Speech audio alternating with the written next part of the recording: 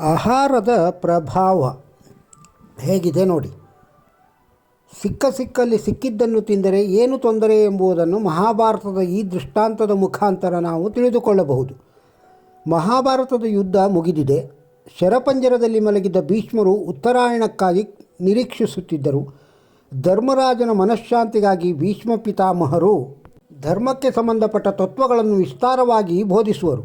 ಇದನ್ನು ಕೇಳಿದ ದ್ರೌಪದಿ ಭೀಷ್ಮರನ್ನು ಪ್ರಶ್ನಿಸುವಳು. ಧರ್ಮದ ಬಗ್ಗೆ ಧಾರಾಳವಾಗಿ ಉಪದೇಶ ಮಾಡುವ ತಾವು ನನ್ನ ಮಾನಹರಣ ಕಾಲದಲ್ಲಿ ದುರ್ಯೋಧನಾದಿಗಳು ತೊಡಗಿದಾಗ ಆ ಅನ್ಯಾಯವನ್ನು ಪ್ರತಿಭಟಿಸದೆ ಯಾಕೆ ಸುಮ್ಮನಿದ್ದೀರಿ? ಆಗ ಧರ್ಮಪ್ರಜ್ಞೆ ಯಾಕೆ ಜಾಗೃತವಾಗಲಿಲ್ಲ? ಇದಕ್ಕೆ ಭೀಷ್ಮರು ಕೊಟ್ಟ ಉತ್ತರವಿದು. ದ್ರೌಪದಿ, ಅಂದು ನಾನು ದುರ್ಯೋಧನ ನೀಡುತ್ತಿದ್ದ ಅನ್ನವನ್ನು ಸ್ವೀಕರಿಸುತ್ತಿದ್ದೆ. ಆ ಪಾಪದ ಅನ್ನವನ್ನು ಉಂಡು ಕೊಬ್ಬಿದ್ದ ಈ ದೇಹದಲ್ಲಿ ಧರ್ಮಪ್ರಜ್ಞೆಯ ಸುಳಿವೇ ಇರಲಿಲ್ಲ. ದುಷ್ಟ ಆಹಾರದ ಪರಿಣಾಮವಾದ ತಾಮಸ ವೃತ್ತಿಯ ಅಬ್ಬರದಲ್ಲಿ ಧರ್ಮದ ದನಿಯೇ ಆಗ ಕೇಳಿಸದಂತಿತ್ತು. ಆದರೆ ಮಹಾಭಾರತ ಯುದ್ಧದಲ್ಲಿ ಅರ್ಜುನನ ಬಾಣ ವರ್ಷಗಳಿಂದ ನನ್ನ ಶರೀರದಿಂದ ರಕ್ತಧಾರೆಯೆಲ್ಲ ಹೊರಗೆ ಹೋಗಿ ದುರ್ಯೋಧನನು ನೀಡಿದ ಆಹಾರವನ್ನು ಸೇವಿಸಿ ಸಿದ್ಧವಾದ ರಕ್ತಧಾರ ಹರಿದೋಗಿ ನನ್ನ ಶರೀರವು ಈಗ ಪರಿಶುದ್ಧವಿದೆ. ಆ ದುಷ್ಟ ಆಹಾರದ ಪರಿಣಾಮ ವಿಕೃತಿಗಳಾವು ಈಗ ನನ್ನಲ್ಲಿ ಕಂಡುಬರುವುದಿಲ್ಲ. ಆದುದರಿಂದ ನನ್ನಲ್ಲಿ ಸ್ವಾಭಾವಿಕವಾಗಿ ಧರ್ಮಪ್ರಜ್ಞೆ ಜಾಗೃತವಾಗಿದೆ. ಈ ವಿಸ್ತಾರವಾದ ಧರ್ಮೋಪದೇಶವನ್ನು ನಾನು ನೀಡುವಂತಾಗಿದೆ. ನಾನು ಸ್ವೀಕರಿಸುವ ಆಹಾರ ನಮ್ಮ ಮನಸ್ಸಿನ ಮೇಲೆ ಹೇಗೆ ಪ್ರಭಾವ ಬೀರಬಲ್ಲದೆಂಬುದಕ್ಕೆ ಜ್ಞಾಪಕವಾಗಿ ಇದೊಂದು ಮನೋಜ್ಞಕತೆ. ತಿನ್ನುವುದೆಲ್ಲವೂ ಆಹಾರವಲ್ಲ. ಸಾತ್ವಿಕ ಆಹಾರ, ರಾಜಸ ಆಹಾರ, ತಾಮಸ ಆಹಾರ, ಹೀಗೆ ಆಹಾರದಿಂದ ಹೇಗೆ ವ್ಯಕ್ತಿಯನ್ನು ಗುರುತಿಸಬಹುದು ಎನ್ನುವ ವಿಧಾನವನ್ನು ವಿವರಿಸಿದ ಕೃಷ್ಣ ಮುಂದೆ ನಮ್ಮ ಆಚಾರದಿಂದ ಯಜ್ಞ, ತಪಸ್ಸು, ದಾನ, ವ್ಯಕ್ತಿಯ ಸ್ವಭಾವವನ್ನು ಅರಿಯುವ ವಿಧಾನವನ್ನು ವಿವರಿಸುತ್ತಾನೆ.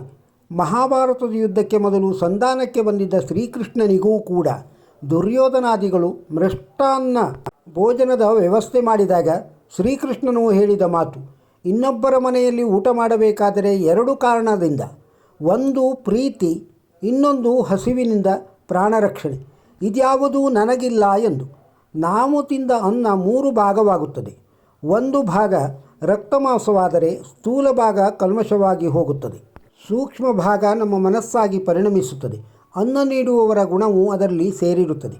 ಉಪನಿಷತ್ತಿನ ಎಚ್ಚರಿಕೆ: ಸಜ್ಜನರೇ, ದುಷ್ಟ ಅನ್ನಕ್ಕೆ ಮರುಳಾಗಿ ಚಿನ್ನವಾದ ಬದುಕನ್ನೇ ನಾಶ ಮಾಡಬೇಡಿ. ಆಹಾರದ ಶುದ್ಧಿಯೇ ನಮ್ಮ ಸತ್ವ ಶುದ್ಧಿಗೆ ನಾಂದಿ ಎಂದು ಮರೆಯದಿರಿ. ಎಲ್ಲ ಪರಮಾತ್ಮನೇ ಕೊಟ್ಟಿದ್ದು. ತೇನ ತ್ಯಕ್ತೇನ ಭುಂಜಿತ. ಇದರರ್ಥವು ಭಗವಂತನು ಬಿಟ್ಟಿದ್ದನ್ನು ತಿನ್ನಿ ಎಂದು. ತಿನ್ನುವ ಮೊದಲು ಸಾತ್ವಿಕ ಆಹಾರವನ್ನು ತಯಾರಿಸಿ ಎಲ್ಲ ಪದಾರ್ಥಗಳಲ್ಲೂ ಅವನ ವಿಭೂತಿ ರೂಪಗಳನ್ನು ಸ್ಮರಿಸಿ ಅವನಿಗೆ ಅರ್ಪಿಸಿ ನೈವೇದ್ಯದ ನಂತರ ಪ್ರಸಾದವೆಂದು ನಾವು ಸ್ವೀಕರಿಸಬೇಕು.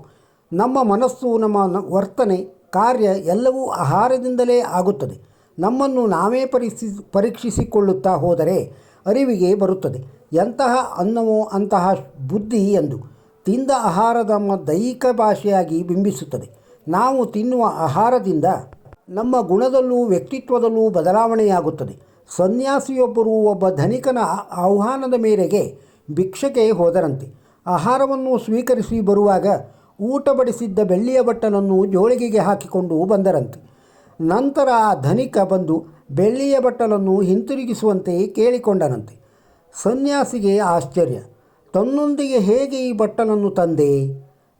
ನನ್ನಲ್ಲೇ ಏನೋ ಆಗಿರಬೇಕು, ಇಲ್ಲ ಅಂದರೆ ಅವನು ನೀಡಿರುವ ಆಹಾರ ಸರಿಯಾದುದಲ್ಲವೆಂದು. ನಂತರ ಅವನಲ್ಲೇ ನಿನ್ನ ಸಂಪಾದನೆಯ ಹಾದಿ ಯಾವುದು ಎಂದು ಪ್ರಶ್ನಿಸಿದರು.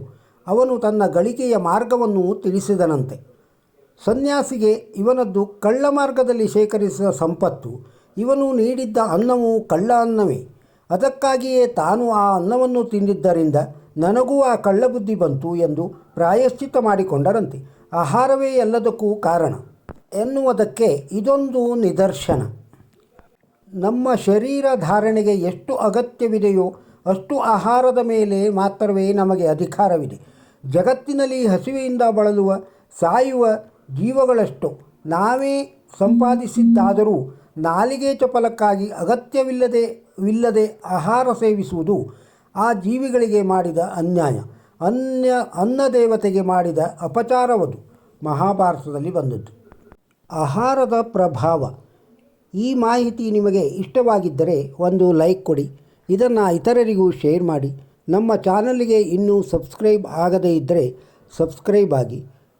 ನಮಸ್ಕಾರ.